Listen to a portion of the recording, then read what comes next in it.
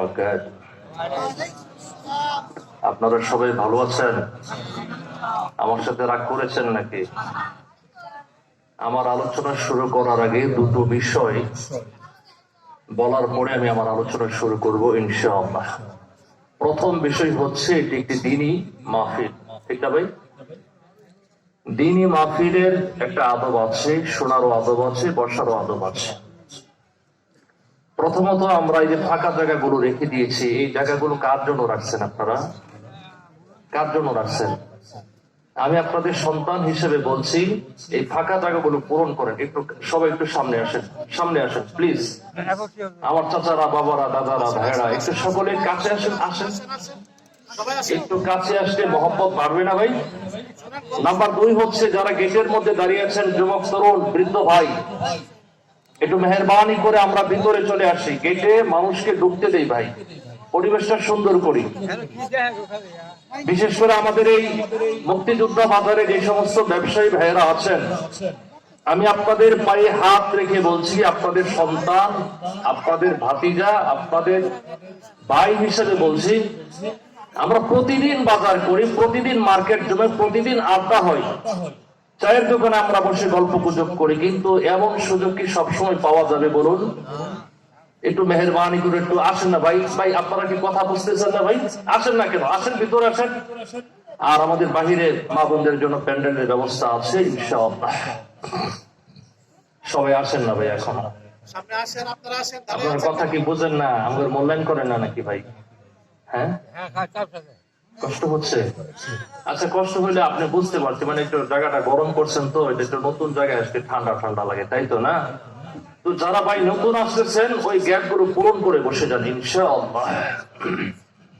তাহলে আলোচনা শুরু করি ইনশাআল্লাহ। আলহামদুলিল্লাহি ওয়া কাফা ওয়া সালামুন আলা ইবাদিহিল্লাযীনা ইসতাফা। أما بعد فقد قال الله تعالى في كلامه المجيد وفرقانه الحميد. أعوذ بالله من الشيطان الرجيم. بسم الله الرحمن الرحيم. سبحان الذي أسرى بعبده ليلا من المسجد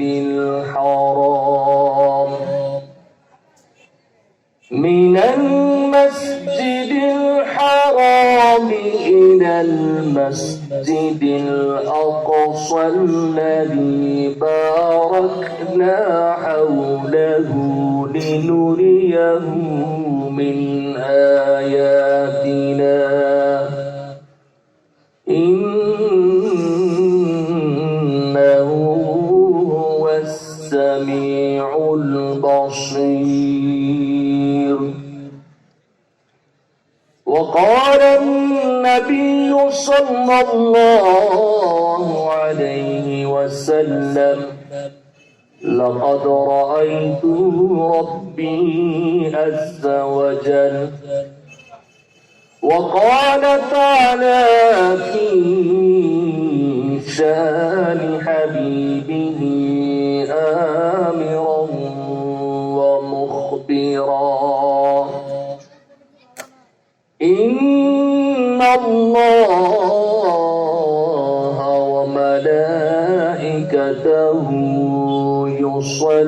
يصلون على النبي يا أيها الذين آمنوا صلوا عليه وسلموا تسليما اللهم صل على محمد وعلى آل محمد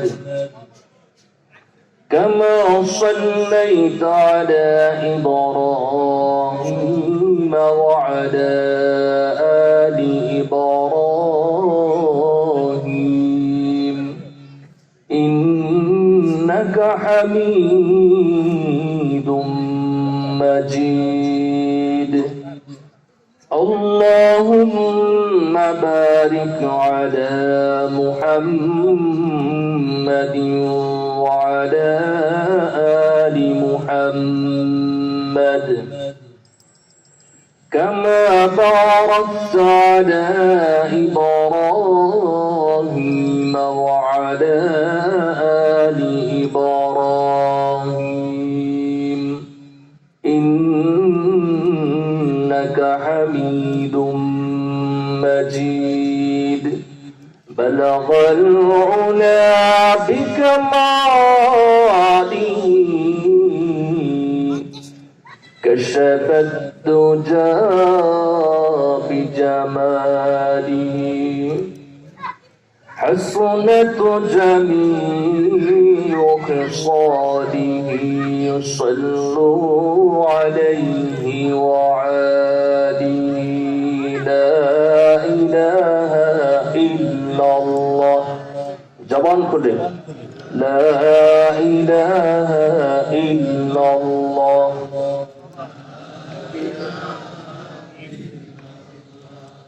لا إله إلا الله لا إله إلا الله لا إله إلا الله محمد رسول الله صلى الله عليه وسلم ঐতিহ্যবাহী সুতার চাপড় কেন্দ্রীয় জামে মসজিদ পূর্ণ নির্মাণ উপলক্ষে বিরাট ওয়াজ মাহফিলের পরম শ্রদ্ধাভাজন সম্মানিত সভাপতি বিশিষ্ট সমাজসেবক জনাব আলহাজ শামসুজ্জামান সাহেব মুতাওয়াল্লি অত্র মসজিদ আজকের এই মাহফিলের প্রধান অতিথি আমাদের অত্র ইউনিয়নের গৌরব অভিভাবক জনাব মোহাম্মদ তাজুল ইসলাম মৃদা সাহেব চেয়ারম্যান 14 নং নিগোয়ারি ইউনিয়ন পরিষদ আজকের মাহফিলের বিশেষ অতিথি আমার পরম শ্রদ্ধাভাজন উস্তাদুল আসাতিজা আলহাজ হযরত মাওলানা ফজলুর রহমান খান সাহেব জনাব মোহাম্মদ মুমতাজউদ্দিন সাহেব মুয়াজ্জিন আল্লাহ মহল জামে মসজিদ সুতার চাপড় অত্র মসজিদের সম্মানিত সভাপতি আলহাজ মাওলানা তাজুল ইসলাম সাহেব অত্র মসজিদের সাধারণ সম্পাদক বিশিষ্ট সমাজসেবক জনাব মোহাম্মদ রিয়াজউদ্দিন খান সাহেব উপস্থাপনায় রয়েছেন আমার পরম শ্রদ্ধেয় বড় ভাই বিশিষ্ট আলেম দ্বীন ইসলামী চিন্তাবিদ হযরত মাওলানা ওলিউল্লাহ মুমতাজি দামাত বারাকাতুহু মঞ্চে বসা আছেন জাতির কর্ণধার জাতির বিবেক সেরে তাজ মাথার মুকুট হযরত উলামায়ে কেরাম বাবার বয়সী শ্রদ্ধাভাজন মুরব্বিয়ান বেরাদারানে মিল্লাত নূরে চশমা রিস্তুলাবাদ ছাত্র যুবক তরুণ ভাইয়ারা অত্র ইউনিয়নের বিভিন্ন পাড়া মহল্লা ও দূর দূরান্ত থেকে আগত আল্লাহ পাকের আশিকিন জাকিরিন মুহিব্বিন দিনদার ইমানদার সমবেত দ্বীনি মুসলমান ভাইয়ারা পর্দার অন্তরালে বাসা ও বাড়িতে অবস্থানরত শ্রদ্ধেয়া সম্মানিতা মা ও বোনেরা সর্বস্তরের সম্মানিত সুধী সমাজ আমরা মহিয়ান গড়িয়ান সর্বশক্তিমান আল্লাহ রাব্বুল আলামিনের দরবারে শুকরগুজার হচ্ছি যিনি আমাদেরকে অত্যন্ত দয়া করে মায়া করে মহব্বত করে ভালোবেসে সমাজের হাজারো মানুষের মধ্য হতে নির্বাচন করে নমিনেশন করে পছন্দ করে ব্যক্তিগত পারিবারিক সামাজিক রাষ্ট্রীয় বিভিন্ন ঝামেলা বার্ডেন থেকে ফারেক করে মুক্ত করে জাতির ক্রান্তিকালে, জাতির দুর্দিনে জাতির রাহবার, জাতির শ্রেষ্ঠ সন্তান হযরত উলামায়ে কেরামের জবান থেকে দ্বীনি গুরুত্বপূর্ণ ও সময় উপযোগী আলোচনা শ্রবণ করার নিয়তে কুবারাদের মজলিস, গুনাহ মাফির মজলিস, তাওবার মজলিস, জান্নাতের বাগানে পার্টিসিপেট করার, অংশগ্রহণ করার, মিলেমিশে বসার সুযোগ দান করেছেন। তাই সেই মহান মনিব, মহান প্রভু রব্বি কারীমের দরবারে জবান খুলে অন্তরের অন্তঃস্থল থেকে সমস্ত শক্তি জবানে একত্রিত করে আকাশ বাতাস মুখরিত করে পড়ছি আলহামদুলিল্লাহ। প্রশংসা করলাম কার? সবাই খুশি না বেজার? আওয়াজটা কি খুশির সাথে হয়েছে বলেন তো? আবার বলেন, প্রশংসা করলাম কার? মনে হয় ইয়াং তরুণরা বলে নাই, মুরব্বীরাই শুধু দেখছি মুখ নাচছে। যুবক, তরুণ, বৃদ্ধ যারা আছি, পর্দার আড়ালের মা বোনেরা ছাড়া আমরা সবাই আরেকবার বলি, প্রশংসা করলাম কার? এতে লাভ হয়েছে কার? আমরা দুনিয়ার মানুষ যদি এক সেকেন্ডের জন্য আমার আল্লাহর তারিফ, প্রশংসা, তাসবিহাত, গুণকীর্তন, মহিমা, পবিত্রতা বর্ণনা না করি, আমার আল্লাহর কোন লস হবে বলুন? আল্লাহ কি আমার আপনার প্রশংসার জন্য মুহতাজ? মুহতাজ নন। কারণ পৃথিবীর মধ্যে এই ৭ আসমান ৭ জমিন এতটুকুর মাঝে যা কিছু বিরাজমান, যা দেখি আর দেখি না, ওর থেকে পরমাণু, পৃথিবীর মধ্যে এমন কোন প্রাণী বস্তু নাই যেগুলো অল টাইম আমার আল্লাহর ইবাদত, তাসবিহাত, গুণকীর্তন আদায় করেছেন। আল্লাহু আকবার। আল্লাহ রাব্বুল আলামিন সূরা বনী ইসরাঈলের মধ্যে বলেন, তুসাব্বিহু লাহুস সামাওয়াতুস সাবউ ওয়াল আরদু ওয়া মান ফীহিন ওয়া ইন মিন শাইইন ইল্লা ইউসাব্বিহু বিহামদিহি ওয়ালাকিন লা তাফকাহুনা তাসবিহাহুম ইন্নাহু কানা হালিমান গফুরা। একটু বলেন আল্লাহু আকবার। আল্লাহ বলেন, ৭ আসমান ৭ জমিন এতটুকুর মাঝে যা কিছু বিরাজমান, যা দেখি আর দেখি না, আমরা মানুষ চোখে যা দেখি তার মূল হলো 4%। কত পার্সেন্ট দেখি? 96% আমরা আমাদের চোখের অদেখা আছে, এগুলো আমরা দেখি না। বিজ্ঞানীগণ বলেছেন মানুষ তার চক্ষু দ্বারা টোটাল 4% তারা অবলোকন করতে পারে, প্রত্যক্ষ করতে পারে। পৃথিবীর মধ্যে আমি আপনি যা দেখি আর দেখি না, এমন কোন বস্তু, এমন কোন প্রাণী নাই যেগুলো আমার আল্লাহ ইবাদত, প্রশংসা আদায় করছে না। আল্লাহ বলেন, যদিও তোমরা তাদের তাসবিহাতের ভাষাগুলো অনুধাবন করতে পারো না। তাছাড়া আমরা মানুষ সৃষ্টিগতভাবে দুর্বল। আল্লাহ বলেন, খুলিকাল ইনসানু দাঈফা। আল্লাহ বলেন, ও মানুষ, আমি তোমাদেরকে দুর্বল চিত্তে, দুর্বল বডি কনস্ট্রাকশন দিয়ে সৃষ্টি করেছি, বানিয়েছি। আমরা মানুষ এত দুর্বল, এত দুর্বল, মায়ের পেট থেকে পৃথিবীতে আগমন করার পর আমরা আমাদের হাত পা নাড়ানো ছাড়া আমরা মুভমেন্ট করতে পারি না। এমনকি অনেক সময় দেখবেন, আমরা অনেক সময় কোরআন তেলাওয়াত করলে, নামাজ পড়লে, একটানা 1 ঘন্টা 1 জলসায় জিকির করলে আমরা ক্লান্ত শ্রান্ত দুর্বল হয়ে পড়ি, ঠিক কিনা বলুন? আবার অনেক সময় দেখবেন আমার আপনার মনের মধ্যে একটু আমিত্ব, অহংকারের ভাব এসে যায়। যেমন আমি বড় বক্তা, আমি বড় খতিব, আমি বড় ওয়াইজ, আমি বড় সমাজের মধ্যে দানবীর, আমি হাজি গাজী। আছে না নাই বলেন? কিন্তু আমার আল্লাহ রাব্বুল আলামিন এই পৃথিবীর মধ্যে এমন সব মাখলুক সৃষ্টি করে রেখেছেন যারা আমার আল্লাহর ইবাদত করতে করতে 1 সেকেন্ডের জন্য ক্লান্ত হন না, পরিশ্রান্ত হন না। তারা দিবানিশি অল টাইম আমার আল্লাহ রাব্বুল আলামিনের ইবাদত, তাসবিহাত, গুণকীর্তন আদায় করে যাচ্ছে। আল্লাহ রাব্বুল আলামিন সূরা আম্বিয়ার 19 এবং 20 নম্বর আয়াতে বলেন, ওয়ালাহু মান ফিস السماوات والأرض ومن عنده لا يستكبرون عن عبادته ولا يستحسرون আল্লাহ বলেন যারা তার সন্নিহিত রয়েছে যত ফেরেশতাগণ আমার আল্লাহর ইবাদত করতে করতে এক সেকেন্ডের জন্য ক্লান্ত হন না, এক সেকেন্ডের জন্য তারা পরিশ্রান্ত হন না, তারা মুহূর্তের জন্য অহংকার করে না। ইউসাব্বিহুনাল লাইলা ওয়ান নাহার, দিবানিশি অল টাইম 24 ঘন্টা আমার আল্লাহ রাব্বুল আলামিনের ইবাদত বর্ণনা করে যাচ্ছে। তাই আল্লাহ আমার আপনার ইবাদতের জন্য, তাসবিহাতের জন্য, প্রশংসা বাণী শোনার জন্য আল্লাহকে মুহতাজ বলুন। এই যে আমি আপনি চিল্লায় চিল্লায় আলহামদুলিল্লাহ বলি, লাভ কি জানেন? খুতুবাতে হাকিমুল ইসলামের মধ্যে এসেছে আলহামদুলিল্লাহ ওয়ার জবানটুকুর মাঝে 8টা বর্ণ, 8টা হরফ আছে। কোন ব্যক্তি যদি জবান দ্বারা একটি বার আলহামদুলিল্লাহ পড়ে, আমার আল্লাহর সাথে সাথে ওই বান্দার জন্য 8টা জান্নাতের দরজা ওপেন করে দেয়। সম্মানিত হাজরিন, আর ভূমিকা দেব না, আমি কিছু গুরুত্বপূর্ণ আলোচনা করবো ইনশাআল্লাহ। প্রস্তুত আছেন তো ইনশাআল্লাহ? বর্তমান যুগটা খুবই নাজুক, সেন্সিটিভ যুগ। আমাকে আমার শ্রদ্ধেয় বড় ভাই ওই রিয়াজউদ্দিন খান সাহেব বলেছেন একটু গরম করতে হবে আর একটু জমাইতে হবে। আপনারা তো প্রস্তুত আছেন ইনশাআল্লাহ? আমি আমার আপনাদের এলাকার সন্তান হিসাবে কিছু কথা হয়তো ফ্রি মাইন্ডে বলবো, সেগুলো আপনারা গ্রহণ করবেন ইনশাআল্লাহ। বর্তমান যুগটা খুবই নাজুক, সেন্সিটিভ, স্পর্শকাতর যুগ। এই যুগকে আমরা প্রায় সময় বলি ফিতনা, ফাসাদ, বিভ্রান্তির যুগ, ঠিক কিনা বলি? আল্লাহর হাবিব বিশ্বনবী আলাইহিস সালাম অনাগত ফিতনা সম্পর্কে উম্মতকে 1000 বছর আগে সতর্ক করে দিয়েছেন।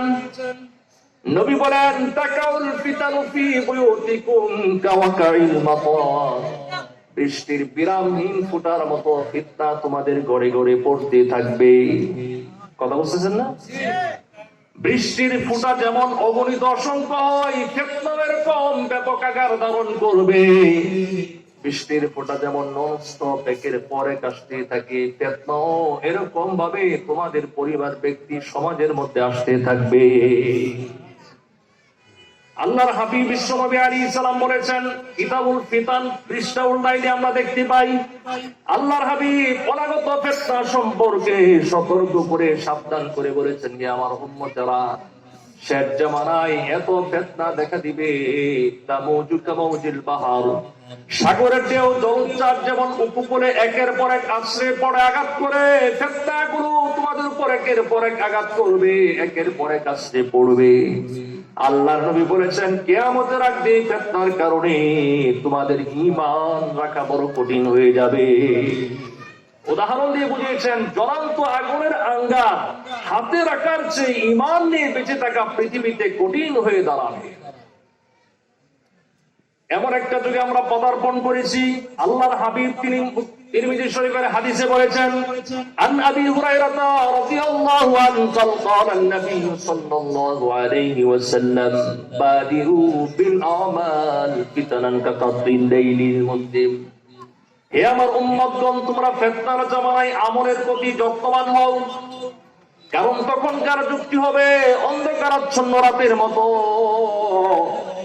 তখনকার অবস্থা এমন হবে মানুষ ফিতনায় গ্রাস হয়ে পতিত হয়ে ভালো আর মন্দ জাস্টিফাই করা, জাজমেন্ট করার মতো কোনো জ্ঞান মানুষের থাকবে না।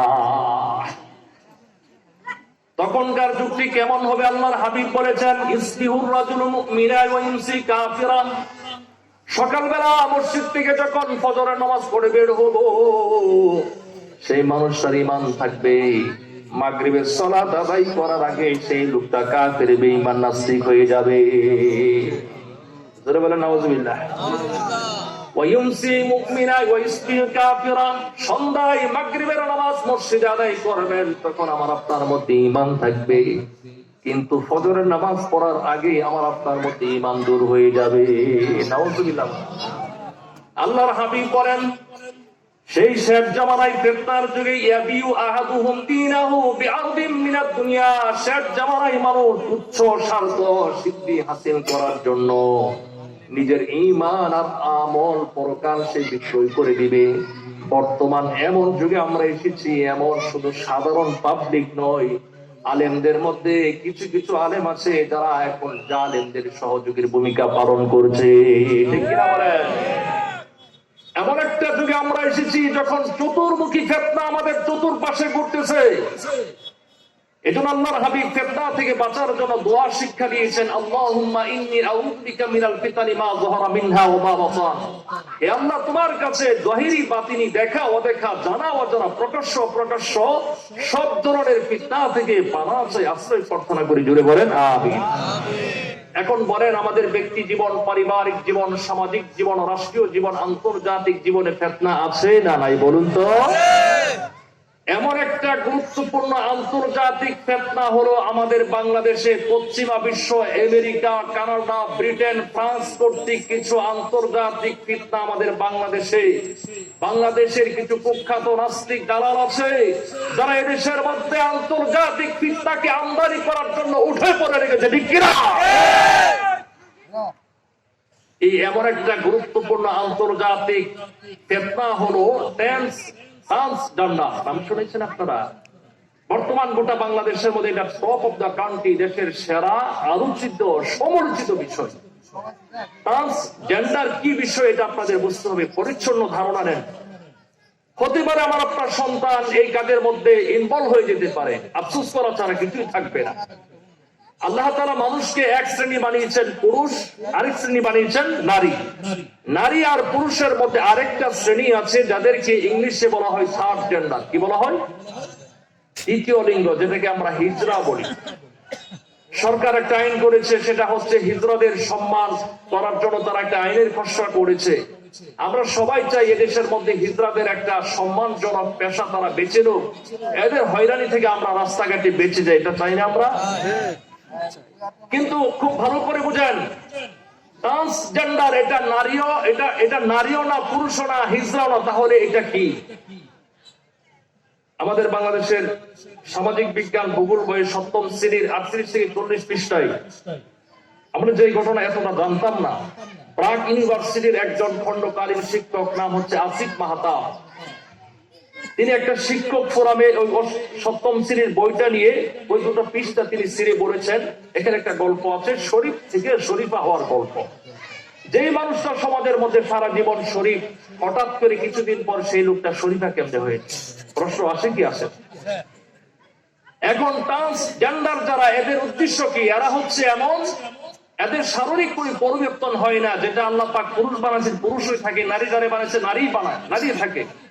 আর যারা থার্ড জেন্ডার, হিজড়া যারা আছে, হিজড়াদের মধ্যে কিছু কিছু বিষয় আছে যেগুলো তারা হরমোন টেস্ট করার দ্বারা এবং মেডিকেলের কিছু স্টেপ তারা অতিক্রম করার মাধ্যমে কখনো কখনো তারা নারীতে রূপান্তরিত হতে পারে, পুরুষ হতে পারে।